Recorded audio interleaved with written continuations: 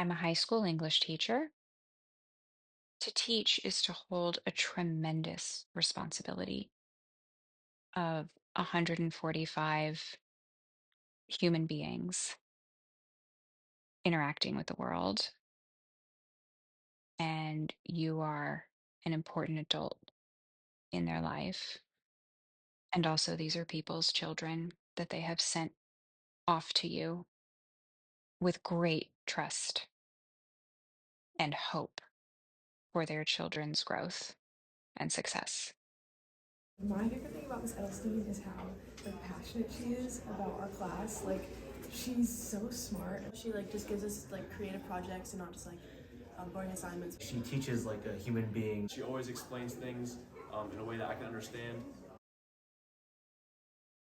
The night before a lesson, I make sure I have everything in order for that next day. The first thing I do is go back and look at what I did the year before. I almost always need to alter the previous year's lesson to adapt to the current year's students. I'll do the adaptations and the adjustments, and then I will schedule it to be posted for the kids at 8 o'clock the next morning. So it'll automatically pop up at the same time for all the kids. When I get to school, whatever needs to be written on the board for that lesson, I do with my coffee before the kids arrive. I will often get to work early to rearrange all of the desks into the best formation for that day's lesson. I teach 10th and 12th grades. The 10th grade year is supposed to be focused on world literature. And in my seniors classes, that's actually an AP level English literature and composition course, which is focused on British and American literature. We are currently starting Beowulf. They just finished Hamlet and will be moving into a 21st century novel after Beowulf. So this is more of a historical study and also looking at the poetic structure of Anglo-Saxon poetry. She's truly interested in teaching and giving us a good education. We've done like a whole array of things from the beginning of the school year. The variety of texts and books that we get to read in our class. It is very thought provoking and challenging, but not too overwhelming. I think that she's really understanding of what students have going on in their lives. For the sophomores year of world literature, we naturally come across socio-political issues as we're studying literature from around the world that often incorporates diaspora, war, human rights violations, etc.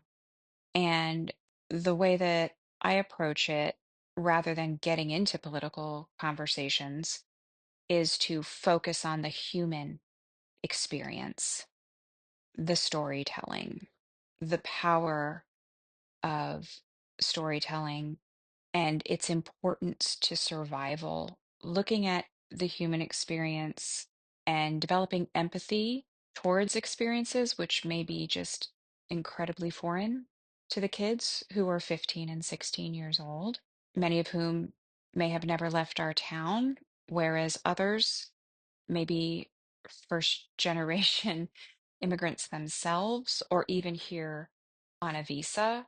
So it's just so important that we just really focus on the human beings in the story and what they are experiencing and the themes, the larger ideas that are developed through the telling of those human stories. My favorite thing about Miss Elstein is how organized and on topic, but also broad everything that we do is. Our assignments and our assessments have a purpose to them. And I just feel like she really cares and she loves what she does. I've always believed that the best teachers are our students, they're learners. And the best way to learn is to teach, and the best way to teach is to learn. So I always tell my students that we are all teaching and we are all learning every single day. and we're all bringing our own experience and knowledge to the room. Every teacher I know loves learning. They would have to. And so, one of the big draws of this career is that we learn every single day, not just our own research to prepare for lessons and units that we're planning, but really mostly from the kids. I've been teaching Hamlet for 14 or 15 years, and still I learned something new about the play, some new insight, some new connection that students make year after year. I learn new things about that play. I learn new things about historical context that kids bring to the room to share.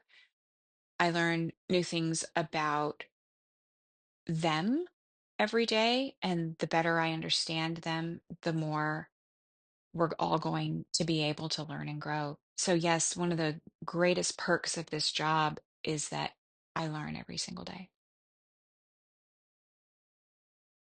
My favorite thing is her like commitment to the students. When I was struggling with like essay writing, she actually like had like took the time to like sit down with me and like give me actual guidance. All of the lessons that we do, we dive really deep into like the themes. And it just makes anything she says infinitely more interesting because you get kind of swept up with whatever she says. Teachers are good people. They have big hearts. They're filled with empathy. They're intelligent and curious and motivated and incredibly hardworking. And they are not rewarded for that in any way other than student interactions that are meaningful. And even those become more difficult to come by. My dream for the teachers of America would be massive education reform. It would be much smaller class sizes, more resources, a living wage, and societal value. My dream for them would be that they're honored for the work that they do, not just by occasional student or parent who sends a really sweet thank you note or the occasional pizza party from the administration to show how much they appreciate all of our sacrifice and hard work, but actual societal change that shows that education is valued, teachers are valued for the work that they're doing, and that children are valued. And all children are valued, not just those who have privilege, but those who need us more than ever. They need the school for the resources, for the breakfast, for the lunch, for the after school activities, for the love and support and connection, for the feeling of home, and for the education. My dream would be that society would understand that schools are so much more than places where we learn and that they serve an incredibly important purpose to society. She's just very caring to her students and respects our needs and personal struggles. I've had Miss Edelstein my sophomore year and now my senior year, and definitely my favorite part is that she really seems to care about us as human beings. I mean, she's always just like working hard, it seems like. So that's what I really like about her. I feel that it's more and more important every single day that we connect with our humanity and that we touch base with our humanity before every decision we make or belief that we form. It is so easy to just let technology carry us away, let social media carry us away, and to lose ourselves. As humanities programs are defunded, as the National Endowment for the Arts is defunded, more and more